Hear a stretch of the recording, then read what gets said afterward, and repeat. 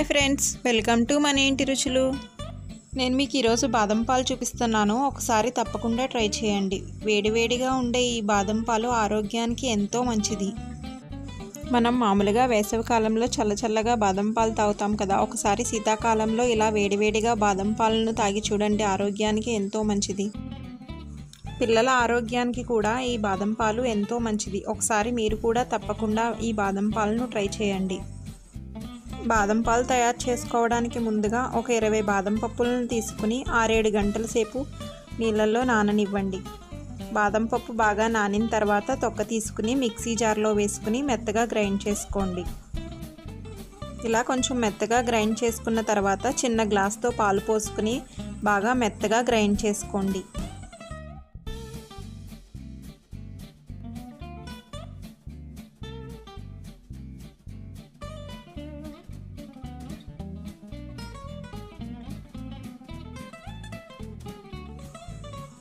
ఇలా మెత్తగా ఎక్కడా బాదం పప్పు ముక్కలు లేకుండా మెత్తగా గ్రైండ్ చేసుకోవాలి.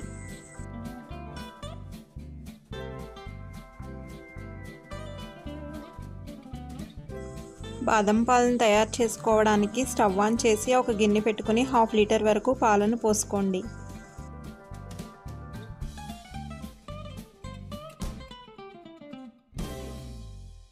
పాలు పైన మీగడ కట్టకుండా మధ్య మధ్యలో కదుపుతూ ఉండండి.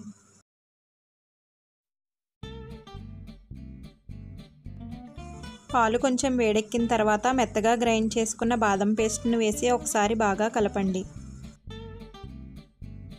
స్టవ్ మీడియం ఫ్లేమ్లో పెట్టుకుని పైన మేగడ కట్టకుండా మధ్య మధ్యలో కదుపుతూ ఉండండి. ఈ బాదం పాలు ఆరోగ్యానికి ఎంతో మంచిది. మీరు కూడా తప్పకుండా ఒకసారి ట్రై చేయండి.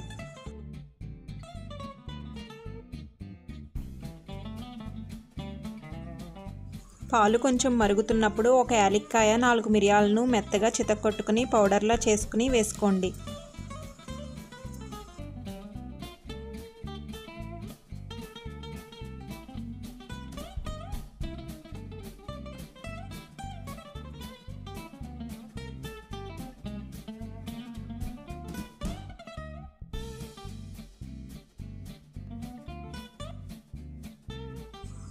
యాలక్కాయ మిరియాల పౌడర్ వేసుకున్నాక 2-3 నిమిషాలు కొద్దిగా మరిగిన తర్వాత 3 టేబుల్ స్పూన్ల బెల్లం పౌడర్ వేసుకోండి.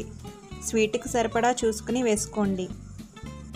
నేను ఇక్కడ వాడే బెల్లం పౌడర్ కొంచెం స్వీట్ ఎక్కువగా ఉంది కాబట్టి 3 టేబుల్ స్పూన్లు వేసుకున్నాను. మీరు చూసుకుని ఒకసారి ఎంత పడుతుందో దానిని బట్టి వేసుకోండి. మీ దగ్గర ఒకవేళ బెల్లం పౌడర్ లేకపోతే నిమ్మకాయ సైజ్ అంత బెల్లం ముక్కను తీసుకుని మెత్తగా చితక్కొట్టుకుని వేసుకోండి. బెల్లం పౌడర్ వేసుకున్నాక 2-3 నిమిషాలు కదుపుతూ ఉండండి, లేకపోతే పాలు ఒక్కొక్కసారి విరిగిపోతాయి. పాలు ఇలా మరుగుతున్నప్పుడు స్టవ్ ఆఫ్ చేసుకోండి. బాదం పాలు తయారు చేసుకోవడానికి 7-8 నిమిషాలు టైం పడుతుంది. ఈ బాదం పాలు వేడివేడిగా తాగితే ఆరోగ్యానికి చాలా మంచిది. ఒకసారి వేడిగా ఉన్నప్పుడే వడబోసుకోండి. బెల్లంలో నలకలు ఉన్నా మిరియాల పౌడర్ ఉన్నా చిక్కంలోకి వచ్చేస్తుంది. ఓకే ఫ్రెండ్స్, మీరు కూడా తప్పకుండా ఒకసారి ఈ వేడివేడి బాదం పాలను ట్రై చేయండి.